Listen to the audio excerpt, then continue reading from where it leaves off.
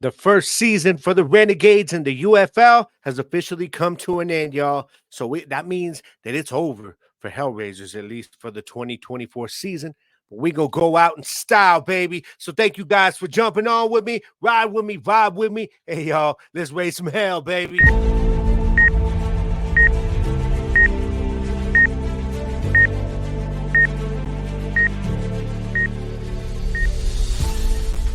Come on.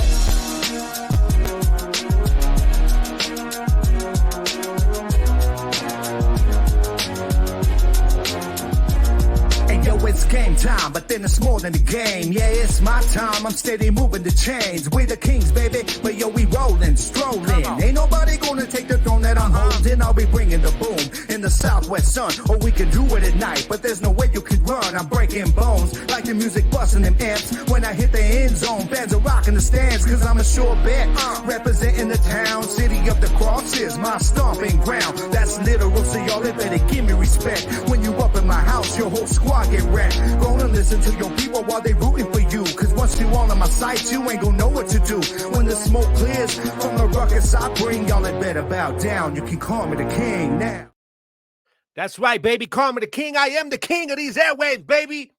At least when it comes to talking about the Renegades. That's because nobody else was doing it this year. Nobody else was doing it like me. You know, if you would watch another podcast and they were like covering the whole UFL, yeah, they weren't going at it the way I was with the Renegades this year. All right, so I'm going to talk with a little bit of pride about that, and I'm going to talk my smack. Welcome to Hellraisers podcast, y'all. Episode 11. I know I was not here last week. I apologize for that. Had a few things going down here on my end in my neck of the woods, so I wasn't able to drop a show. But here I am. I'm ready to do this, man, and this is actually the first time I'm going to be doing this, obviously. Will it be the last? I don't know. But I will be presenting today. This is the episode that is officially the 2024 first annual Hellraiser Awards. Yeah, that's right, baby. I'm going to be giving my top 4 awards, okay, to 4 players that I thought had the best season overall for our squad, man, for the Arlington Renegades, man. Show them some love. So yeah, this is the first annual Hellraiser Awards, baby, and that is brought to you by Fuel Network, brought to you by United Football Media, and brought to you by Wicked Grammar Entertainment, aka your boy here, Gabriel Garcia, aka the Wicked One, man. How you guys living out there? Hope you guys are doing all right, man. I hope you've gotten over the season being over for us. You know, I hope we've gotten over that. It was nice though that the squad went out with a win, right? You know what I mean? It was nice like that, man. I was happy about that. You know, got a little bit of revenge on DC. That was a hell of a game, though. You know what I'm saying? That was such a good game, guys. I really thought that DC brought it in that game. I thought that our squad brought it in that game. And, you know, play calling was a little better on both sides of the ball. So the team went out good.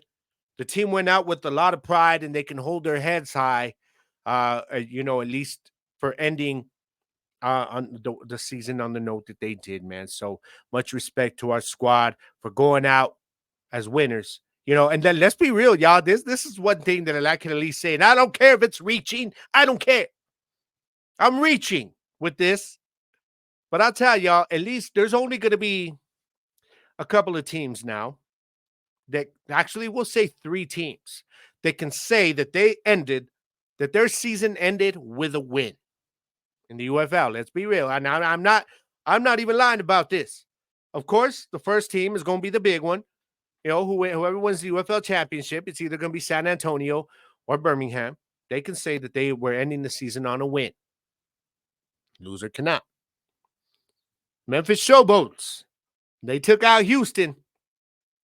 That was their last game of the season. Memphis can say, hey, man, even after the trash that we were all year, we went out with a dub. Cool. And then there's our Renegades. Yeah, got it done against DC. Last game of the season, we went out with a win. Our last game of this, we went out with a win. That's what we can say. Not, you know, the loser of the Brahmas and Birmingham won't be able to say that. Okay, DC can't say that. Houston can't say that. St. Louis can't say that. They ended because they're not in the championship. They ended their season on a loss. Same goes for Michigan. So at least we got that. Okay? At least we got that. But hey, straight up, man, the squad finished out the season strong, won 3 out of the last 4 games. I mean, after everything that happened this season, I'm cool with it. I'm okay with it now. You know what I mean? I think we were about a certain point in the season that we started to say, okay, we ain't going to the playoffs. Now let's just finish strong. The team definitely finished strong, man. And I'm cool with it. So, first of all, where all my Hellraisers at, man? Hope you guys are out there feeling good and living well, man, and just chilling, ready to catch this championship this week. Okay, I don't know if any of y'all have a rooting interest or not. Obviously, we are not fans of either team. Obviously, our squad is not there. But I'm gonna give y'all my prediction here in just a little bit. But let's take a look at 2024 in hindsight. As far as for our Renegades, you know, talked about it all year, guys. You know, each game, each week, games that they should not have lost. Um, Probably a team that should have ended the season at least in a competition for a playoff spot. At worst, this is a team that should have finished 6-4, maybe even 7-3. Know what I mean? So this is, the Birmingham game. Have they kept it together? That's one that's a maybe. But the first Battlehawks game came down to that last field goal, that last drive. Okay, game we should have won on the road. Okay, and I still believe that as good as we played against the Battlehawks in that second game, I think if AJ had been there, as good as we were playing that game, I think it would have mattered. I think we would have got the dub anyways. But that first game is one we should have had. That's one. Okay, you figure we won 3 games, so that would have been a fourth one. Let's say what that's for. The first DC game, we had no business losing that game. Okay, that was 5 wins. The 6th win, Houston. The Houston game, we had no business losing that game either. Okay, so you know what? Actually, let's go 7. Because the Michigan game, we had no business losing that game. This is a team that at worst should have been 7-3 to end the season and in the playoffs. But we're not. I get that. But this is my hindsight segment, okay?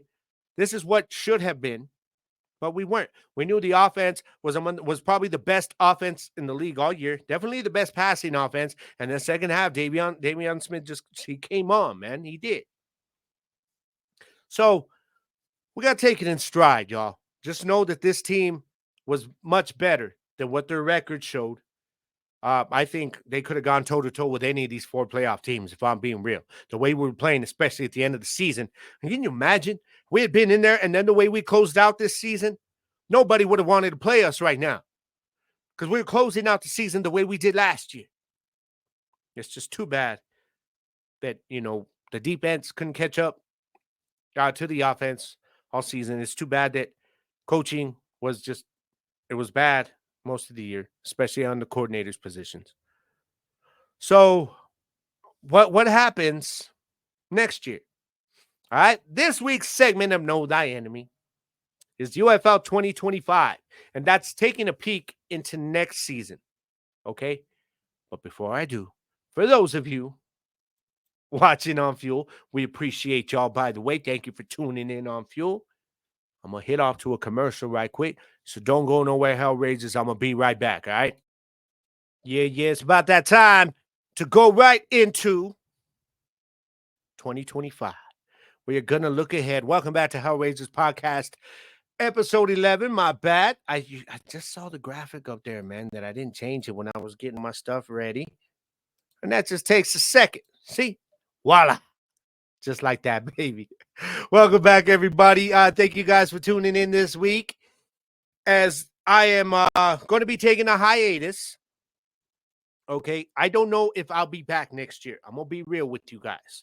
I decided when everybody was coming at me every way, saying, man, you got to do a Hellraiser show. You got to do a Hellraiser show. Or, Renegades, my bad. You got to do a Renegades show. So I came up with the name.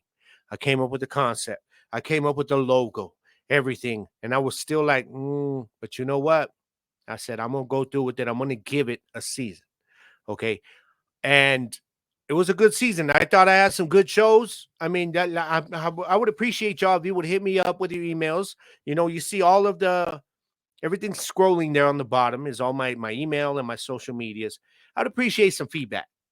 All right. And if I can't get no feedback, then I might not be back because I'm trying to grow this thing, y'all. And the thing about the Renegades, man, is that there is nobody else covering this team right now. There may be next year, maybe, but there ain't nobody that can say one that they did it like me.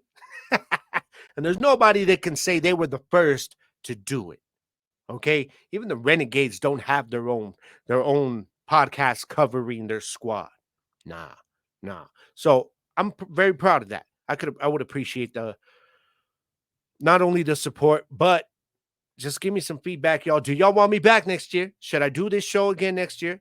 Let me know. You see that scrolling on the bottom, the email, the number one renegadesfan@gmail.com. That's one renegadesfan@gmail.com, y'all. Hit me up and let me know. Follow me on all the socials, on X, on Facebook, on Instagram, and on TikTok, y'all. Follow your boy because I still got Gridiron Nation, y'all. So I'll be covering the championship next week and how that went down. And then, of course, NFL season's coming in. So if y'all are NFL fans, go on, look me up, Gridiron Nation podcast. Follow your boy. All right. You can also follow me in Jersey, the King, my boy Jersey, the West Coast, Mr. West Coast program director over at Fuel. Yeah, man, we do our thing on Saturdays. That is on on the Fuel Network. You can catch us on there. It is the Gridiron Show. So you get us covering college and NFL on there too. All right, man. But anyways, let's get back to it, baby. Know thy enemy, UFL 2025. What's going on next year? What do y'all think, man? Let's start with coaching. Okay. I really do feel that coordinator-wise, I don't know about Chuck Long coming back, man. I know we had the top passing offense. I really do attribute that more to our deep wide receiver room and Luis Perez, to be honest. Um, he didn't do much in the way of play calling to help Davion Smith most of the year. Okay. They didn't do anything to bring any help there until somebody got hurt. So I really feel like maybe if one of these coordinators comes back, it's probably going to be him simply based on how good the offense was this year. But I wasn't happy with him for the most part, most of the season. He didn't call a lot of good games. Okay. Let's be real about that. So I would say replace him. I'm saying replace everybody except maybe Stoops. Coach Stoops, he could be back. The problem with Coach Stoops is he's very stubborn in terms of keeping his guys. He's got that old school mentality. I want my guys. I want my guys. And it was the same thing with the players. We had Morgan Ellison was there. Can you imagine the 1-2 punch that him and Davion Smith would have been this year? Oh. But they let him walk, and then he came back and ran all over us in that first game against the Brahmas. But that was because he wasn't one of Stoops' guys. You feel me? So if Stoops can get out of that mentality and bring in a couple of new pieces on his staff and players, then I'm okay with that. Okay, I think Jay Hayes, he's got to go. He has got to go. I'm sorry. He's got to go. You got talent on that defense, and you can do nothing with it all year. Half the time, it looked like these guys were quitting on you, dog. And sometimes you want to blame the players, okay? But you need a coach to be a leader, okay? And you need him to motivate the guys, put them in a position to win, make them believe that you're trying to put them in a position to win. Because if they don't believe you, then they're not going to put forth that effort. I don't care what level you're playing at. That's just real. That's coming from a guy who played the game. So Jay Hayes, that's got to be the first dude gone. Bye. Peace. But I have a feeling they're all going to be back. I hope not. I hope not. I mean, I don't wish somebody being unemployed. You go get a high school job somewhere at a college. It's okay. They'll be in demand for a position somewhere. We just don't want you here anymore in Arlington, man. Okay, so now let's look at the players, though. A lot has been said about Luis Perez. First of all, I'm actually surprised that we have not gotten news on him, attending, being invited to any camps yet. He may get an invite. I think he will. You lead the league in passing. Why not? And I also feel like a lot of people are trying to speculate if he's not going to come back next year. I think if he's on an NFL team, he won't be back in the spring next year. But I do think that if he chooses to come back, it's a no-brainer, man. He is your starting quarterback. I know there's a lot of y'all out there, okay, that are Holton Naylor fans. I know a lot of y'all out there are Scott fans, but Linda Scott fan. All I'm saying is, man, when this dude, you lead the league in passing, you lead the league in all these areas that I'll talk about in a little bit. And if you want to come back, you damn right you got the starting spot. Because if not, he can go start somewhere else and just kill us with his arm. Can you imagine what Luis Perez would have done to our defense this year? Ouch. So if he wants back in, I'm all with it. Open arms, baby. You are QB1. All right. Everybody else, though, the crazy thing, y'all, about the UFL is that these were only 1-year contracts. So everybody right now, as soon as this championship is over, everybody becomes a free agent again. You're free to go to the NFL. If you get an invite, you're free to sign with whoever you want to. A lot of these guys will stay put, but not all of them. You're going to see some players switching, y'all. And I really do hope that if the UFL gets going after season 2 and becomes consistent with each season, that can stop, because it's going to be very hard to see a lot of these players just swapping teams every year. Okay, that could happen. I think a lot of the key players for all these teams will stay. If they're not going to the NFL, they will be here. You know, like Luis Perez, like I said. I think Davion Smith will be here next year. I think Tyler Vaughns will be here. So these are guys, I think they've got their spot, and I think they know it. So another guy I'm hoping that is either in an NFL camp or on an NFL roster next year, or if he's in the UFL, he's back on the Arlington Renegades roster, is tight end Sal Canal, the best damn tight end in the UFL. Don't get it twisted, and don't fool yourselves if you think any different. All right, so those are the questions now. Who's going to sign where? Who's going to the NFL camps? Who's coming back to the teams that they're on now? And who is going to come back to the UFL but sign with another squad? Okay? That's something to think about this offseason. There's going to be a lot of time to think about it, because this is not a league that is established enough and big enough to have a lot going on in the offseason. There's going to be a lot of quiet time. We ain't going to have none to talk about, which is why I will not be coming back with a show over the next few weeks. Now, if some news breaks out, maybe Luis and somebody else gets a chance, I might come on and do a little 25, 30-minute show. Okay, just stay posted. Y'all got to be sure to follow the United Football Media channel on YouTube, and you'll know. Follow me on my socials, and you'll know. Follow me on the Fuel Network, and you will know. All right? But we're going to keep following these, man. You can follow me on my socials, and when as news comes out about some of our players getting signed to the NFL or getting an invite to camp, I'll let y'all know, man, and we could talk about it on social media. All right? So definitely stay posted, y'all, and I'll keep y'all up to date on that. All right? Now, real quick, before I head up to my next break, real quick, we got to talk about the UFL Championship. It is the San Antonio Brahmas versus the Birmingham Stallions. I don't like either one of these teams. But I don't hate the Brahmas. I actually hate the Stallions. Okay? And it's not because of the team. It's the fans, the fan base. It's the fan base. Now, I hope y'all get humbled again. I am rooting for the Brahmas to win this game. I'm going to be real. Keep that thing in Texas, man.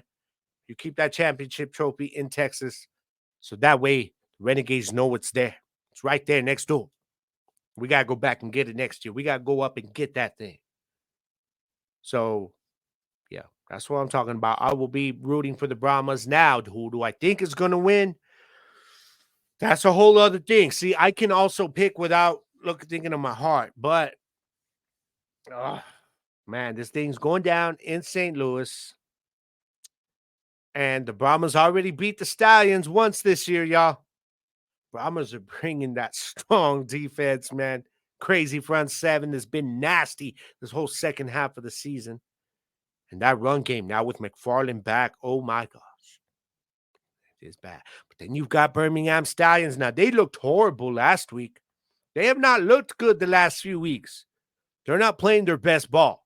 While they came back and won, they had to bench Mr. MVP. Yeah.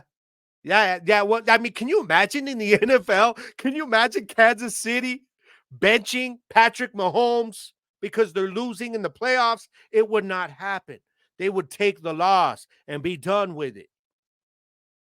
But Skip Holtz was like, nah, get to the bench, Adrian, because we're about to bring in Matt Corral. Matt Corral took the squad on his back, and they won the game.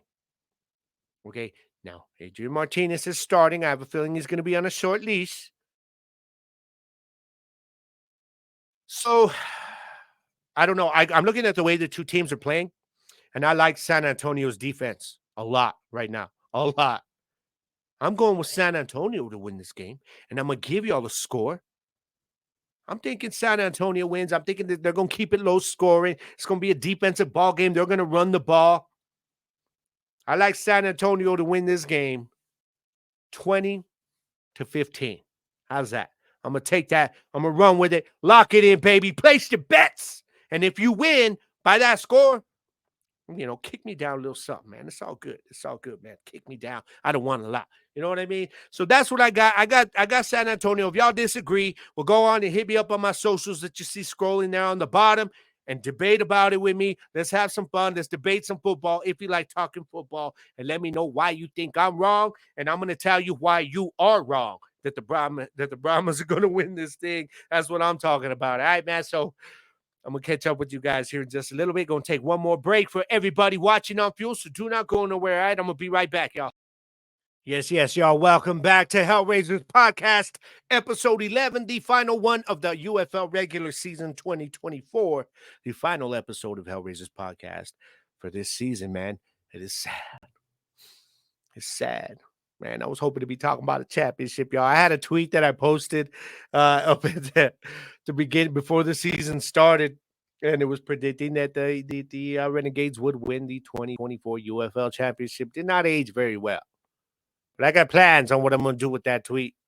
Yeah, so y'all stay posted and follow me all the way through next season in case I do come back with Hellraisers Podcast. All right, man? That depends on you guys, though. Y'all are going to decide if I come back and sit in this chair raising some hell every single week.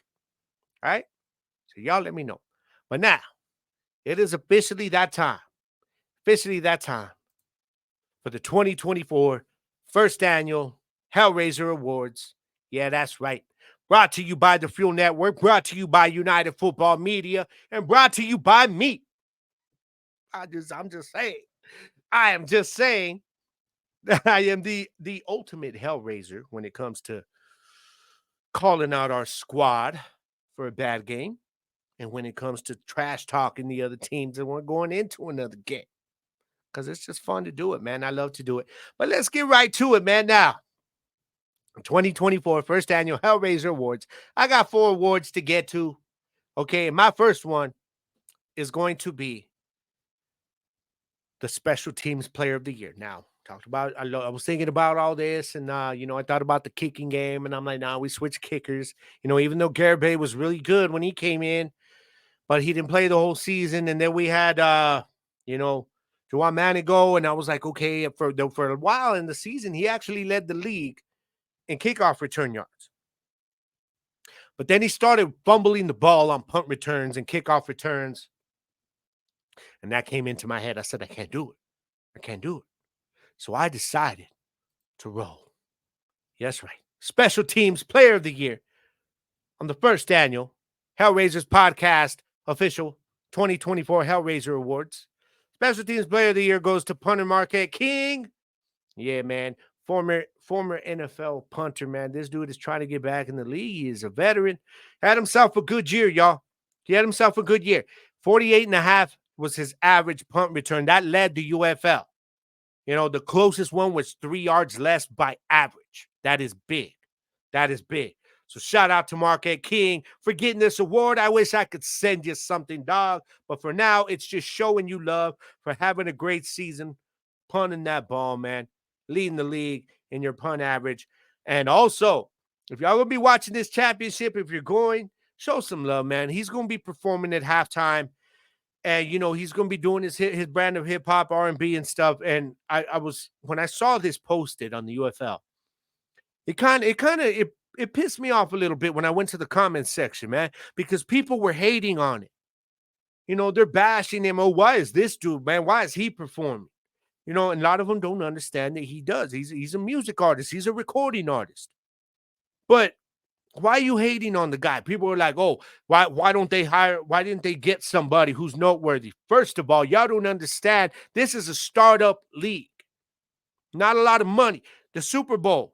Okay, the only reason the Super Bowl gets a lot of these performers to perform at halftime for free is because of the amount, the exposure. The thing is worldwide. Everybody is watching the Super Bowl around the world. Okay, there's a big difference. The NFL started off with marching bands at halftime. I even saw somebody say, I'd rather watch a marching band than this dude. How do you know? How do you know? Are you even there for the halftime show? Or are you there for the game? Are you watching on TV for the halftime show? Or are you watching for the game? Because if you're watching for the game, then stop your complaining. Maybe the dude might entertain you. Okay, show your love for this dude who's just trying to do something with his music, and the UFL's trying to give him some exposure. Okay, just like the way they are for the players on the field. It just annoyed the hell out of me, man. Fine, you don't want to watch the halftime show, change it, but don't be hating on the dude online, especially if you've never heard his music. One, if you just want to hate because this isn't like your favorite rock band, well, I'm sorry. Go watch YouTube during halftime then and pull up some music videos. All right, but I, for one, will be supporting Marquette King and watching his halftime show.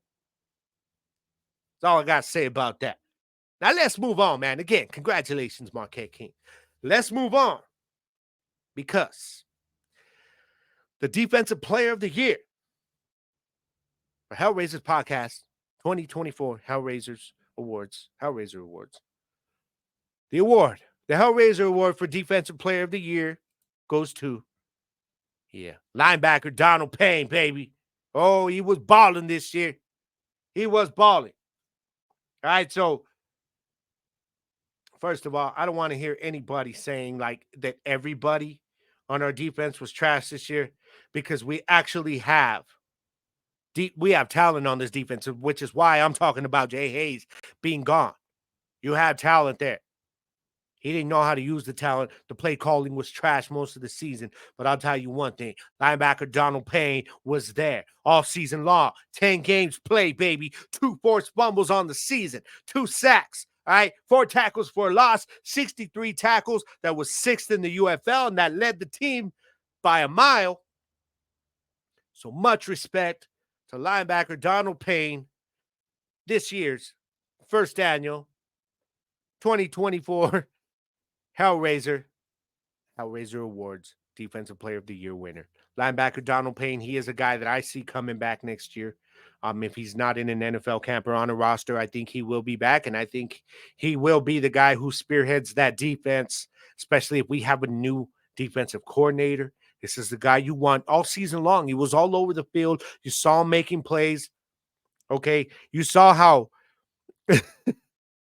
was it the Brahmas their offensive coordinator, man. I'm sorry, the name doesn't come to mind right away, but he specifically called out Donald Payne. Like, that dude has like something inside, like it's personal with him. So Donald Payne, man, next year I want you to get back under that skin of his a little bit. All right. And I think he's going to be back next year. I hope he's back next year if he's not on an NFL roster. And I think this is a guy that is deserving of this award, at least for our squad, man. So much respect to Donald Payne, this year's first annual Defensive Player of the Year for the Hellraiser Awards. All right. Now, I got 2 left to get to, baby. Yeah, first of all, I got to talk about this year's Offensive Player of the Year. Okay, it's not who you think, and you'll see why. My Offensive Player of the Year for the first annual Hellraiser Awards 2024 Offensive Player of the Year, tight end Sal Cannella, baby, the best tight end in the UFL. And I'm still waiting for somebody. I had somebody actually try on Twitter, okay, to debate this with me. He's talking about that it was Sternberger by a mile. I mean, obviously, of course, it was a Birmingham fan. So, like I said, we all know who they are. They are the Philadelphia Eagles fans of the UFL. Let's just be real about that. All right. Y'all get on my damn nerves. But 497 yards receiving. That's 5th in the UFL, 2nd on the team. Okay. The only one higher to him who was 4th in the NFL was Vaughn's, man, with 503. It's only by 6. Okay. He's the only tight end that was up there in that top 5. Okay. 6 receiving touchdowns. By the way, that led the UFL. No receiver caught more touchdowns or as many. No tight end, no running back. Nah, Sal Cannella led the league in touchdown receptions this year, y'all. 53 receptions overall. That's 3rd in the UFL. Now let's talk about how my boy got robbed with the UFL in their little awards, which they had an agenda, which was obviously in the skill positions, especially it was to promote the guys who were in the playoffs. And I think that was a load of BS, man. That was a cry because we all know tight end Sal Cannella deserved to be that first team UFL tight end, all UFL tight end. Instead, they gave it to Sternberger. Really? Why? Because he's in the playoffs? Because he plays for Birmingham? That's why. Sternberger wasn't even in the top 10 in receptions, much less even close to my boy with the receiving touchdowns. Nah. Sternberger didn't lead the league. Was Sternberger top 5 in receiving yards? Nah. He was right under my dude, Sal Cannella. Like I said, he wasn't even top 10. So my dude got robbed. He ain't get robbed here. Okay.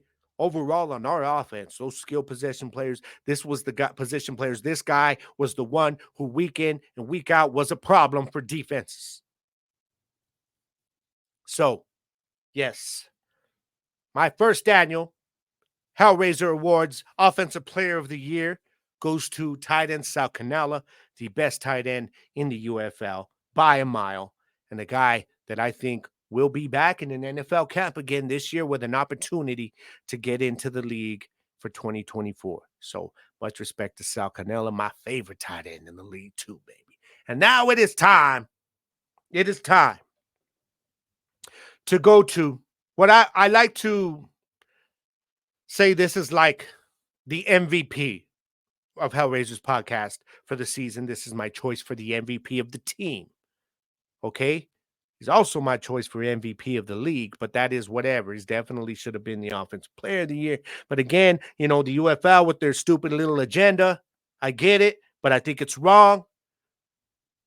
But they were wrong to not pick this man, even as their if you wanted to put Adrian Martinez as your MVP, fine.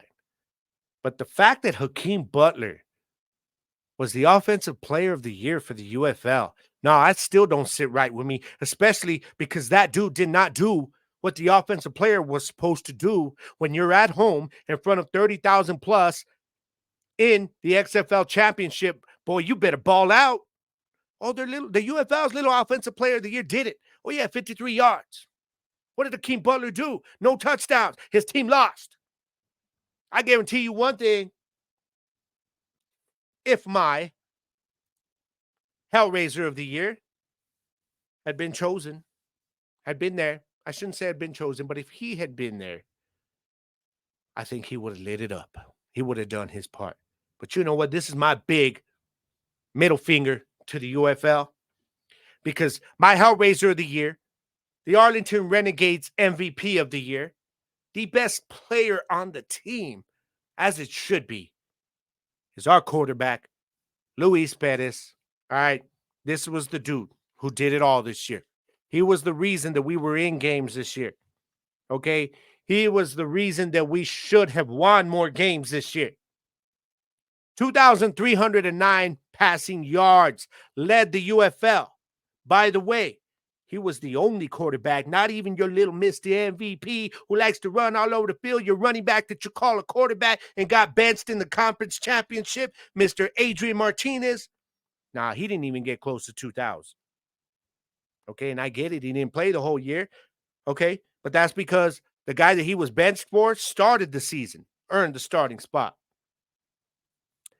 I'm a little bitter. Can y'all feel that? Is that coming out through the camera or through the airwaves there? That's okay. I don't mind, because I'm here to raise out about this, man. 2,300 yards passing, led the UFL. Like I said, the only quarterback to go over 2,000. AJ McCarron didn't do it. No, none of them boys did it. Nobody. Just my dude. All right. 67% completion percentage, y'all. Led the UFL in that too. Mm-hmm. Oh, you know what else he led the UFL in this year? Completions. 225 completions. Yeah. Oh, wait. There was something else he led the UFL in. Touchdown passes. 18. Led the UFL. Oh, wait. I ain't done yet. There's something else that he was first in the league at this year. That was the yards per game. 230, just a tenth away from 231 yards, 230.9 yards per game for Luis Perez. Okay. All of those things I just told y'all, he led the league because all those things are what matters for a quarterback. Not a running back, a quarterback. Not a wide receiver, a quarterback. The dude who is your field general on the offense. He is the dude that leads your team down the field, that prepares, has to know the entire defense. Luis Perez was better than anybody in the league at the quarterback position, and I ain't even taking arguments on that. All right. I don't care if you're an Adrian Martinez fan. He was not a better quarterback than Luis Perez this year. I don't care if you're an AJ McCarron fan. I am too, but he was not a better quarterback than Luis Perez this year. All right. So I don't even have to talk about the other dudes because nobody else even came close. And if you don't believe me, if you don't want to go by the numbers, then go back and watch the games. If you're not willing to do that, then I don't want to hear your argument. Luis Perez this year was the best quarterback in the UFL. If you weren't going to give him the MVP, you dang sure should have given him the Offensive Player of the Year, man. So between him and Sal Cannella, two guys that were robbed, I give my boy, he is the MVP of the Arlington Renegades. Okay, he is our field general. He is our leader. All right? And he is the first annual Hellraiser of the Year, quarterback Luis Perez. My dude, I don't care. I'll give an applause, baby. I didn't have that. Like, I was going to upload like a little bit of an applause sound thing. I just didn't have time, work and everything. But that's the way it went down. I might do that next year, man. If I do come back, I might do that next year. But those are my winners, y'all. Okay. Special Teams Player of the Year for the Renegades. Punter Marquette King led the league in punt average. Okay. Defensive Player of the Year for the Arlington Renegades. Definitely had to be Donald Payne, linebacker, led the team in tackles, okay? Had a couple of forced fumbles, had some sacks, much respect. And Sal Cannella, our Offensive Player of the Year, man. This dude led the league in touchdown catches. He led the team in receptions, okay? And he was the best tight end in the league this year. He still is. He's going to be next year, too, if he comes back. All right, Brahmas fans, so slap yourselves. Okay? Now, and of course, our MVP, the Hellraiser of the Year, quarterback Luis Perez. If you guys disagree, hit me off, shoot me something on the socials or email me, man. Let's talk about it and let me know why. But it is time for me to get up out of here, you guys. I want to say thank you humbly to those of you who followed the show all year. First of all, thank you for being loyal, for supporting the show, for listening to it on Spotify, or for watching it on Fuel, or for watching it on YouTube with the United Football Media channel. Thank you very much. That comes from my soul right there, man. Thank you for allowing me to come in and raise hell every single week, man. I hope I entertained you guys, and I'm gonna go by my feedback to see if I do come back next year. All right. But if any news breaks out, there's going to be a little bit of quiet time. But we get some news that comes out, guys in camp, I'll jump on. I'll throw a little show here and there. So every couple of weeks. All right. But let me know, man. Get at me.